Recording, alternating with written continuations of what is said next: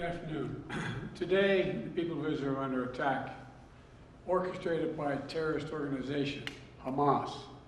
In this moment of tragedy, I want to say to them and to the world and to terrorists everywhere that the United States stands with Israel. We will not ever fail to have their back. We'll make sure that they have the help their citizens need and they can continue to defend themselves. You know, the world's seen appalling images. Thousands of rockets in the space of hours raining down on Israeli cities. I got up this morning and started this at 7:30, 8 o'clock, my calls. Hamas terrorists crossing in Israel, killing not only Israeli soldiers, but Israeli civilians. In the street, in their homes, innocent people murdered, wounded, entire families taken hostage by Hamas. Just days after Israel marked the holiest of days in the Jewish calendar. It's unconscionable. You know, when I spoke with Prime Minister Netanyahu this morning, I told him the United States stands with the people of Israel in the face of these terrorist assaults.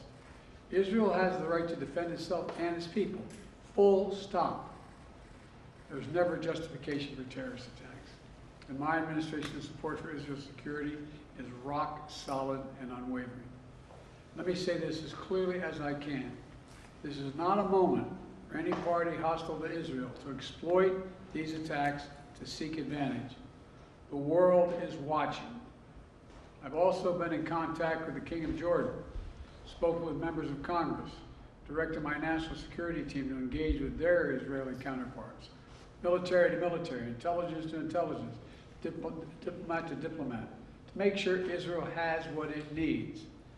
I've also directed my team to remain in constant contact with leaders throughout the region, including Egypt, Turkey, Qatar, Saudi Arabia, Jordan, Oman, the UAE, as well as our European partners and the Palestinian Authority. It's also a terrible tragedy on a human level. It's hurting innocent people. Seeing the lives that have been broken by this, the families torn apart, it's heartbreaking.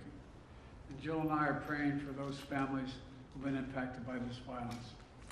We grieve with those who've lost their loved ones, lost a piece of their soul. We have hope for swift recovery for many who have been wounded.